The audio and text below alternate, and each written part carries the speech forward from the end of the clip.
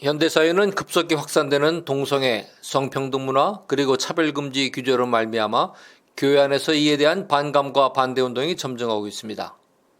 그런 가운데 이번 2024 파리올림픽 개막식 행사에서 예수 그리스도의 최후의 만찬을 패러디라는 회귀한 예술 형식으로 동성애자들과 트랜스젠더를 등장시켜 예수님과 기독교를 모독한 사건은 전 세계 기독교회와 성도들에게 큰 충격을 주었습니다. 오늘날의 과격한 성문화와의 확산은 도리어 혐오라는 반작용을 일으키면서 교회와 성도들 안에서 느슨했던 도덕적 의식을 새롭게 일깨워주는 결과를 낳고 있습니다. 물론 교회 안의 세대별 반응이 다른 것은 사실입니다. 젊은 세대일수록 성개방에 관대합니다. 하지만 그들이 바르고 강한 신앙을 가졌다면 주위의 시선 압박을 견디었었겠지만 결국 삶의 현실과 타협했다고 밖에 볼 수 없는 안타까운 현실입니다. 그래서 오늘의 메시지는 율법을 화두로 꺼내면서 시작하겠습니다. 하나님은 애굽에서 노예로 430년간 살고 있던 유대 백성을 하나님의 때가 되었을 때 모세를 부르셔서 약속의 땅 가나안 땅으로 이주시키시려고 출애굽시키셨습니다. 당시 애굽은 대제국으로서 강성하고 풍요로웠습니다. 비록 유대 백성은 애굽에서 종살이를 했지만 출애굽 직전의 힘든 노역일 때 이전까지는 먹고 사는데 전혀 어려움 없이 만족하며 살았습니다. 유대 백성이 애굽에서 살게 된 배경을 설명하면 하나님께서 아브라함의 100세 때에 언약에 따라 기적처럼 주신 독자 이삭을 모리아산에서 번제물로 바치라는 명령에 아브라함이 순종하는 사건이 있었습니다. 하나님은 아브라함에게 창세기 22장 16절 17절에서 여호와께서 이르시기를 내가 나를 가리켜 맹세하노니 내가 이같이 행하여 내 아들 내 독자를 아끼지 아니하였은즉 내가 내게 큰 복을 줘 내 씨로 크게 성하여 하늘의 별과 같고 바닷가의 모래와 같게 하리니라고 언약하셨던 것입니다.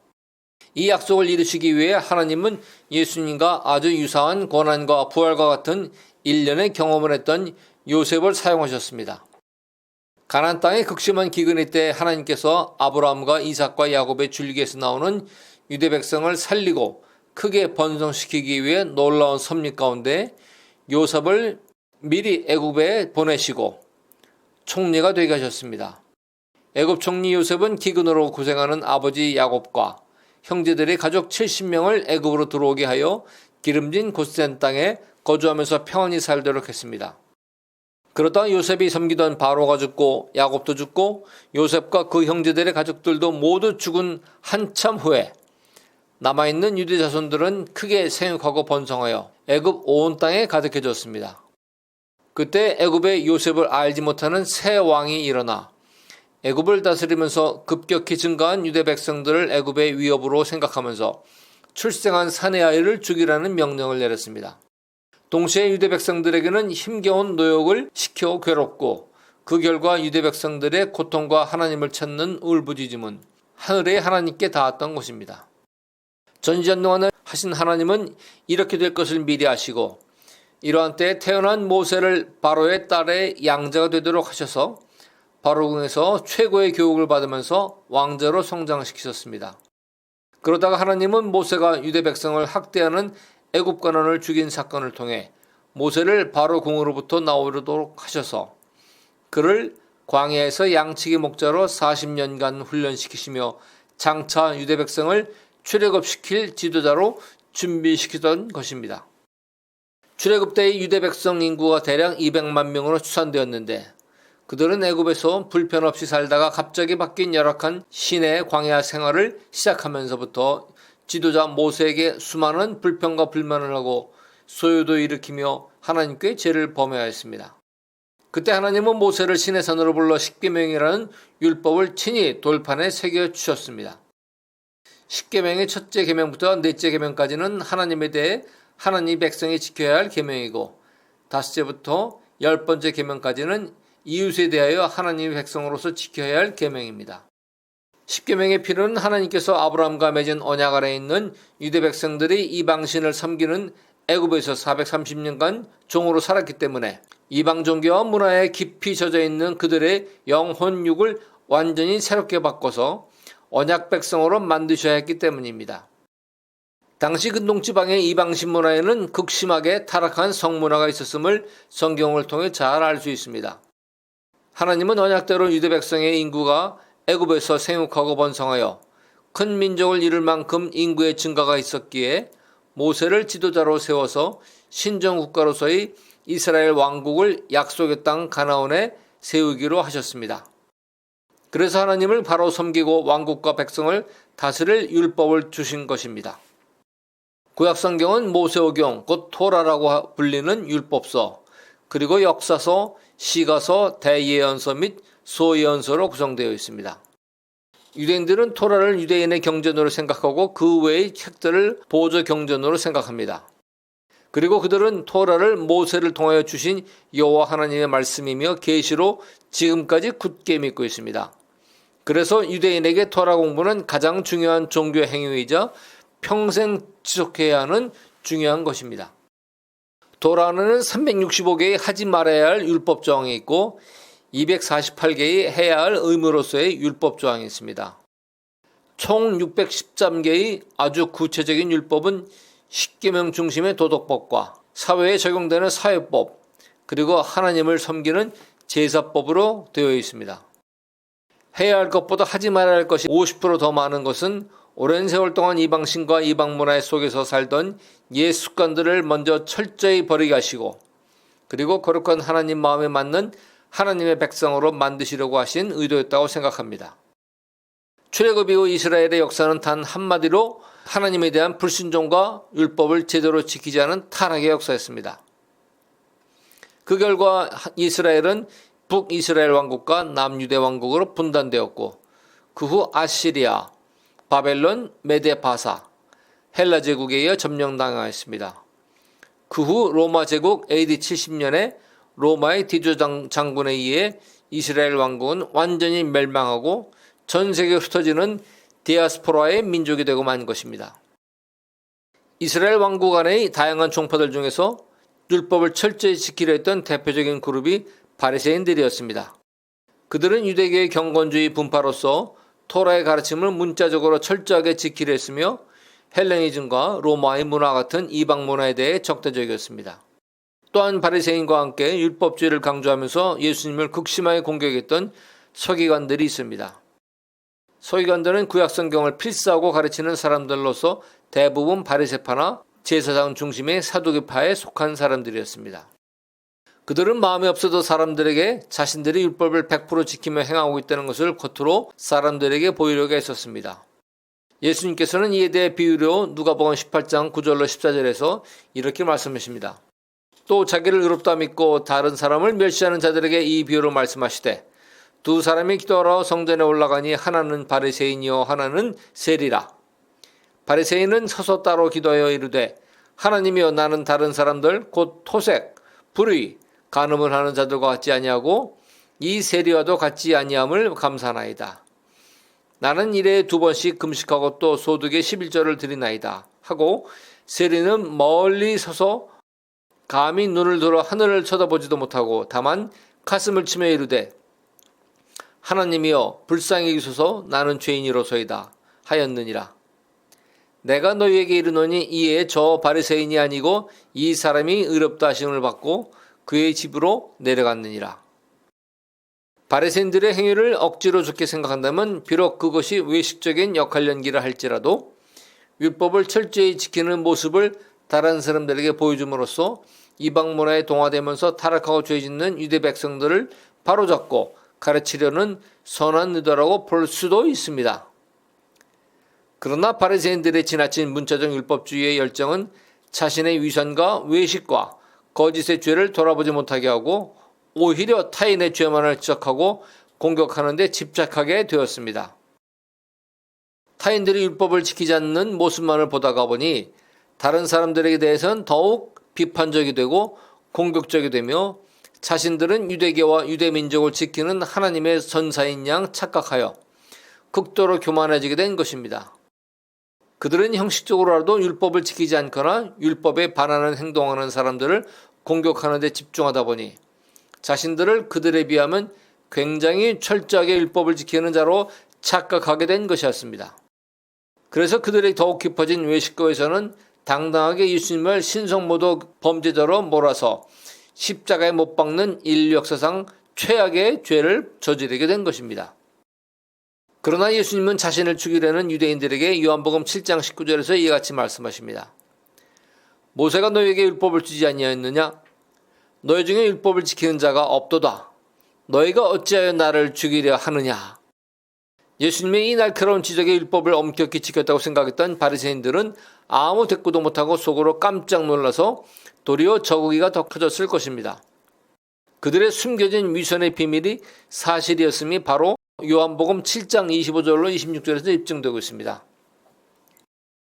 예루살렘 중에서 어떤 사람이 말하되 이는 그들이 죽이고자 하는 그 사람이 아니냐? 보라, 드러나게 말하되 그들이 아무 말도 하지 아니하는도다. 당국자들은 이 사람을 참으로 그리스도인 줄 알았는가? 사람의 생각을 훤히 꿰뚫어 보시는 예수님께서 유대인들, 특히 겉으로 보기에 율법을 잘 지키는 척하지만 속마음은 전혀 하나님 앞에서 율법을 지키는 의식이 없는 서기관들과 바리새인들의 거짓과 위선을 세상에 폭로하신 것입니다. 그래서 예수님이 가장 많이 꾸짖었던 유대인 종파는 바리새파 사람들과 서기관들이었던 것입니다. 물론 거짓과 위선 그리고 외식에 관하여는 종교 권력자인 대제사장들과 장로들도 예외가 없었습니다. 다만 예수님께서 특히 마태복음 23장에서 집중적으로 서기관들과 바리새인들에 대해 다음과 같이 지적하셨던 것입니다. 화 있을진저 외식하는 서기관들과 바리새인들이여, 너희는 천국문을 사람들 앞에서 닫고 너희도 들어가지 않고 들어가려는 자도 들어가지 못하게 하는도다. 너희는 교인 한 사람을 얻기 위해 바다와 육지를 두루 다니다가 생기면 너희보다 배나 더 지옥 자식 되게 하는도다. 너희는 잔과 대접의 겉은 깨끗이 하되 그 안에는 탐욕과 방탕으로 가득하구나. 눈먼 바리새인이여, 너는 먼저 안을 깨끗이 하라. 그리하면 겉도 깨끗하리라. 너희는 회칠한 무덤 같으니 겉으로는 아름답게 보이나 그 안에는 죽은 사람의 뼈와 모든 더러운 것이 가득하도다. 또한 마태복음 12장 34절에서 예수님은 바리새인들에게 이렇게 말씀하십니다. 독사의 자식들아, 너희는 악하니 어떻게 선한 말을 할 수 있느냐? 이는 마음에 가득한 것으로 입을 말함이라. 유대교의 대제사장들, 장로, 바리새인, 서기관, 율법사들 모두는 종교의 영에 사로잡혀 있어서 문자적 율법에 따라 겉으로 보여주는 행위만을 중시했지 그들의 마음속에는 여전히 독사가 가득한 상태였습니다. 그들은 단지 종교 권력을 누리는 기득권자와 무리일 뿐이었습니다. 그래서 위선과 악독에 가득한 종교 권력자들을 강하게 꾸짖고 회개를 촉구하시는 예수님을 그들은 죽이려고 했던 것입니다. 종교 권력자들을 꾸짖는 예수님의 의도는 산상순의 말씀 중 마태복음 5장 17절 18절에 잘 나타나 있습니다. 내가 율법이나 선지자를 폐하러 온 줄로 생각하지 말라. 폐하러 온 것이 아니요 완전하게 하려 함이라. 진실로 너에게 이르노니 천지가 없어지기 전에는 율법의 1.1획도 결코 없어지지 아니하고 다 이루리라. 모세 때부터 예수님이 초림하시기 전까지를 율법의 시대라고 합니다. 그런데 이스라엘 백성들이 율법을 지키지 않음으로 인해 하나님과 단절되는 400년간의 침묵 시기를 거친 후에 하나님께서는 독생자 예수님을 이 땅에 보내시면서 은혜의 시대를 열으셨습니다. 그리고 이 은혜의 시대의 핵심은 바로 하나님의 사랑입니다. 그래서 율법을 완전케 하시려고 예수님은 새 계명을 주셨는데 하나님의 사랑과 이웃 사랑이었습니다. 마태복음 22장 37절로 40절의 말씀입니다. 예수께서 이르시되 내 마음을 다하고 목숨을 다하고 뜻을 다하여 주 너희 하나님을 사랑하라 하셨으니 이것이 크고 첫째 되는 계명이요 둘째도 그와 같으니 내 이웃을 내 자신같이 사랑하라 하셨으니 이 두 계명이 온 율법과 선지자의 강령이니라. 하나님을 사랑하라는 크고 첫째 되는 계명은 10계명의 첫 4계명의 함축이고 내 이웃을 내 자신같이 사랑하라는 둘째 계명은 10계명의 나머지 6계명의 함축입니다. 하나님을 진실로 사랑하면 10계명의 첫 4계명을 절대로 범할 수 없게 됩니다. 1. 너는 나 외에는 다른 신을 내게 두지 말라. 2. 너를 위하여 새긴 우상을 만들지 말고. 3. 너는 내 하나님 여호와의 이름을 망령되게 부르지 말라. 4. 안식을 기억하여 거룩하게 지키라.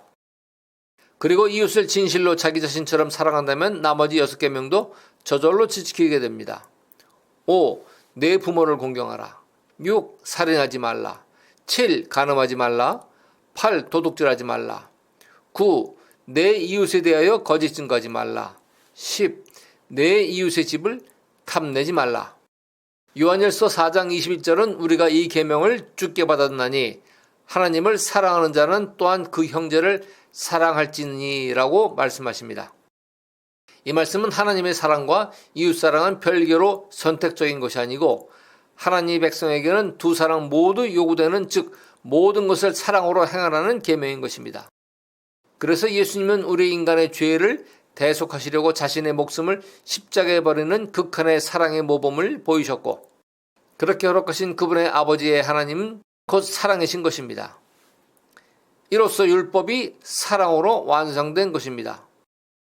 오늘날 교회와 신앙은 내부적으로는 자유주의 신학, 종교다운 이성주의, 합리주의, 과학주의 같은 사조들에 심각히 오염됐을 뿐 아니라 외부적으로는 반기독교적 시정신의 영향 아래서 정치, 경제, 사회, 문화적 갈등으로 인해 양분되고 말았습니다.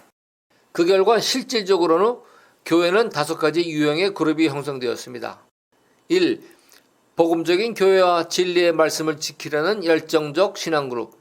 2. 새로운 세상 사조를 교회 안으로 적극적으로 끌어들이는 진보적 신앙그룹. 3. 인간관계상 어느 쪽도 불편하여 회피하는 소극적 신앙그룹. 4. 완전 무관심하여 성전 뜰만 밟는 그룹. 5. 교회는 안 나가지만 대신 집에서 유튜브로 예배에 참석하는 소위 은둔 가난한 성도 그룹 등이 있습니다. 결국 교회 안과 밖에서 순수한 진리의 복음을 지키며 말씀과 기도에 열정적인 보수 그룹들과 신앙이 이성적이고 지식적이고 공정과 공평을 중요시하는 냉철한 진보 그룹들과의 갈등으로 표출되고 있는 것입니다. 이러한 현상은 한국교회뿐만 아니라 전 세계 교회들 안에서 동일하게 일어나고 있습니다. 다만 국가에 따라 보수와 진보의 세력 균형이 다를 뿐입니다. 오늘날의 교회 안의 모든 갈등은 자신들이 천년간 무정행에 갇히게 될 마지막 때가 매우 가까운 것을 아는 원수마귀와 그의 부하인 악한 영들을 총동원하여 일으키는 것입니다. 그들의 목적은 한 영혼이라도 교회를 떠나고 신앙을 버리게 하여 자신들의 왕국, 지옥 백성이 되게 하려는 것임을 성도들은 반드시 깨달아야 합니다. 교회 안에서 신앙의 색깔, 생각, 이념, 세계관이 다르다고 해서 다른 성도들을 정죄하고 비난하고 파벌을 만드는 것은 마귀를 기쁘게 해주고 그들을 돕는 일일 뿐입니다. 오늘날 교회 안에서 기도와 금식을 열심히 그리고 많이 하고 성경도 많이 읽고 봉사와 헌신의 열정이 뜨거운 성도일수록 자신의 내면을 항상 돌아봐야 할 것입니다. 자신 안에 거짓과 이선과 외식이 없는지 말입니다. 그렇지 않으면 자신은 오직 하나님 나라와 예수님과 교회와 성도들을 위해 악한 세상과 담대하게 싸우는 순교자처럼 착각할 수 있고 심지어 자부심까지 가질 수 있게 됩니다. 자기 성찰 없이 계속 그렇게 전진해 나아가다 보면 10중 8구 이스라엘 패망 직전의 바리새인처럼 될 가능성이 높을 것입니다. 유대계의 대제사장들, 장로들, 바리새인들, 서기관들은 종교형에 사로잡힌 영적 맹인들이었고 그래서 잘못되게 하나님을 섬겼지만 그들 나름대로 율법을 지켜서 로마 식민지하에서 유대교의 전통을 이어가려 애썼던 사람들이었습니다. 그러나 잘못된 열정은 예수님을 메시아로 받아들이지 않고 도리어 십자가에 죽겠다는 사실을 우리는 기억해야 합니다. 오늘날 성도들이 자신을 돌아보아야 하는 것의 핵심은 우리가 싸우는 선한 싸움이 사랑의 동기에서 하는 것인지, 그리고 자신 안에 거짓과 이선과 외식이 없는지 항상 점검하는 것입니다. 성도들은 흔히 교회나 신앙 안에서 어떤 갈등이 있을 때에 폭발하는 분노를, 예수님이 성전을 청소하실 때의 분노를 빙자하여 자신이 내는 분노는 거룩한 분노라고 정당화하실 때가 많습니다. 이 또한 자신의 내면에 물어보시기 바랍니다. 양심이 살아있으면 스스로 답을 얻을 수 있고 성령님께서 깨달음을 주실 수도 있습니다. 종교의 영을 조심하시기 바랍니다. 자신의 기도의 양, 신앙적 열정, 교회의 직분, 봉사 분량, 성경 지식, 신앙 경력, 드린 헌금, 이런 것들이 많고 클수록 자신의 언행과 생각을 정당화시킬 가능성이 매우 높습니다. 그리고 여기에 개입하는 것이 비교의 영입니다. 스스로 남보다 낫다고 생각하게 하는 영으로 종교의 영과 짝을 이룹니다. 그래서 자신의 죄에 집중하지 못하게 되고 남을 판단하고 정죄하는 죄를 계속 지음으로 인해 회개를 하지 못하게 됩니다. 그래서 수많은 천국지옥 체험 간증 가운데 체험자가 당연히 천국에 있을 거로 생각했던 교회에 헌신적이었던 목사, 장로, 권사, 집사들이 지옥에 많이 있다는 간증들이 많은 것은 이것을 뒷받침하는 것입니다. 이에 대한 심각한 경고의 말씀이 요한계시록 마지막 장인 22장 11절로 14절에 있습니다. 불의를 행하는 자는 그대로 불의를 행하고 더러운 자는 그대로 더럽고 의로운 자는 그대로 의를 행하고 거룩한 자는 그대로 거룩하게 하라. 보라, 내가 속히 오리니 내가 줄 상이 내게 있어 각 사람에게 그가 행한 대로 갚아주리라. 나는 알파와 오메가요 처음과 마지막이요 시작과 마침이라. 자기 두 마리를 빠는 자들은 복이 있으니 이는 그들이 생명나무에 나아가며 문들을 통하여 성에 들어갈 권세를 받으려 함이로다. 성경 60권의 마지막 책 요한계시록의 마지막 장 후반부의 말씀, 곧 은혜의 시대의 끝자락에 주시는 엄중한 말씀입니다. 일곱인, 일곱 나팔, 일곱 대주 심판이 다 끝난 후 인간의 역사 마침이 때에 주시는 계시입니다. 이때는 더 이상의 회개의 기회도 없습니다. 이미 영원한 운명이 확정된 상태입니다. 남은 것은 각 사람이 행한 대로 상과 벌을 받는 것입니다. 마지막 때 생명의 힌트는 자기 두 마리를 빠는 자들은 복이 있나니 이는 그들이 생명나무에 나아가며 문들을 통하여 성에 들어갈 권세를 받으려 함이로다입니다. 자기 두 마리를 빠는 자는 자신의 죄를 회개하는 자들을 말합니다. 오직 회개한 자만이 12진주문 통해 새 예루살렘성 천국에 들어가는 것임을 잊지 마시기 바랍니다. 한 가지 더 기억해야 할 것이 있습니다. 여러분이 받을 하늘 상급과 이 땅에서 지은 죄는 서로 상계되지 않는다는 것입니다. 하나님은 거룩하시기 때문에 죄를 지은 상태로 어느 누구도 절대 천국에 못 들어갑니다. 끝으로 다시 한번 예수님께서 주신 율법을 완성하는 새 계명이 하나님 사랑과 이웃 사랑임을 항상 기억하십시오. 우리의 삶 가운데 하는 모든 행위가 사랑의 동기에서 비롯되도록 하여서 저와 여러분이 함께 이 어두운 마지막 시대를 밝히며 승리하시기를 기도합니다. 아멘.